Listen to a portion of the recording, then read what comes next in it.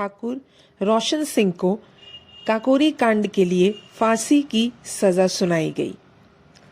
किसी को रोशन सिंह को फांसी होने का अंदेशा नहीं था, इसलिए जब जज ने उन्हें फांसी की सजा सुनाई तो इनका हिचकिचाना स्वाभाविक ही होता, परंतु फांसी की सजा सुनकर भी उन्होंने जिस धैर्य, साहस और शौर्य का प्रदर्शन किया उसे देखकर सभी दंग रह गए।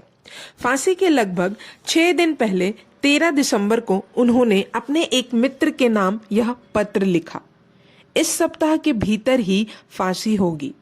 ईश्वर से प्रार्थना है कि वह आपको मोहब्बत का बदला दे। आप मेरे लिए हरगिज रंज ना करें। मेरी मौत खुशी का व्यास होगी। दुनिया में पैदा होकर मरना जरूरी है। दुनिया में बदफेल करके मनुष्य अपने को बदनाम ना करे और मरते वक्त ईश्वर की याद रहे। यही 2 बातें होनी चाहिए और ईश्वर की कृपा से मेरे साथ ये दोनों बातें हैं, इसलिए मेरी मौत किसी प्रकार अफसोस के लायक नहीं है। 2 साल में मैं बाल बच्चों से अलग हूँ। इस बीच ईश्वर भजन का खूब मौका मिला, इससे मेरा मुंह छूट गया और कोई वासना बाकी न रही।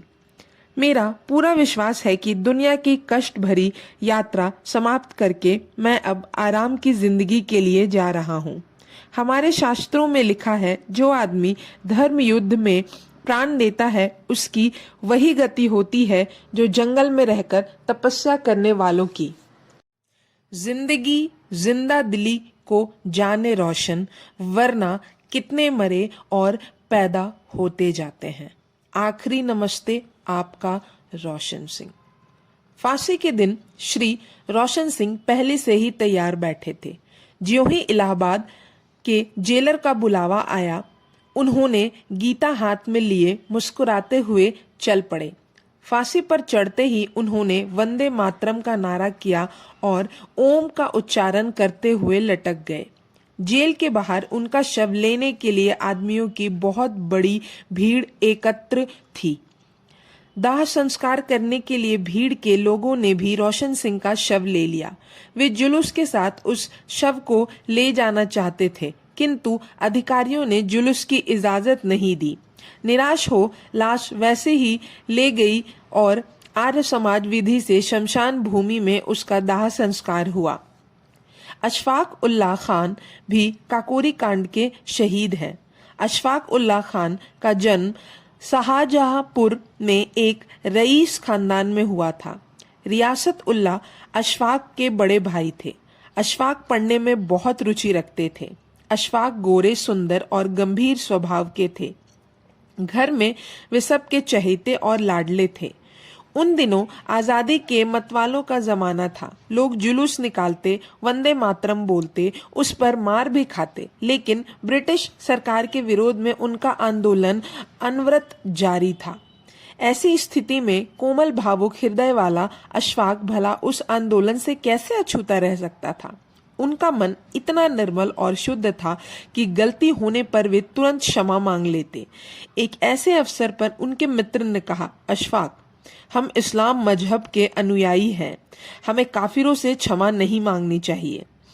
तब अशफाक ने कहा, अहमद, यदि हमसे गलती हो जाए तब किसी से भी क्षमा मांगने में कोई संकोच नहीं करना चाहिए।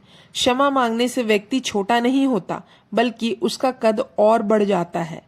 मेरा अब्बा कहते हैं कि हिंदू धर्म से इस्लाम श्रेष्ठ है।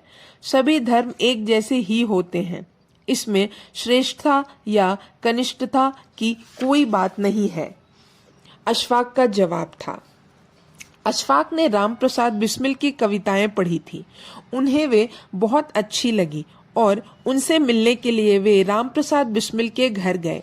अशफाक ने बिस्मिल को क्रांतिकारी गुट में शरीक होने की बात कही, जिससे स्वीकार कर लिया गया और इस प्रकार वे उनके साथ काम करने लगे।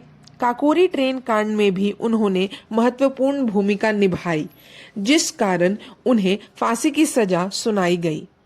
यद्यपि वह फरार हो गए, लेकिन जब उन्हें पंडित राम प्रसाद बिस्मिल की गिरफ्तारी का समाचार मिला तो उन्होंने आत्मसमर्पण कर दिया। जब उनसे पंडित रामप्रसाद बिस्मिल ने पूछा, मेरे भाई तुमने आत्मसमर्पण क्यों किया, तो उन्होंने कहा, बड़े भाई क्या फांसी खाकर सारा यश तुम ही कमाना चाहते हो? मुझे अपने साथ दिव्यलोक में नहीं ले चलोगे? फांसी लगने से पहले अशफाक ने एक पत्र देशवासियों के नाम लिखा था, जिसके कुछ अंश इस प्रकार हैं। मैं अपने हिंदू और मुसलमान भाइयों से कहना चाहता हूँ कि आप सब एक होकर मातृभूमि की आजादी के लिए लड़ो। आपस में एकता रखो। कितना भी बड़ा संकट आ जाए तो भी एकजुटता से उसका मुकाबला करो। ऐसा करेंगे तभी आप लोग शीघ्र स्वतंत्र होंगे।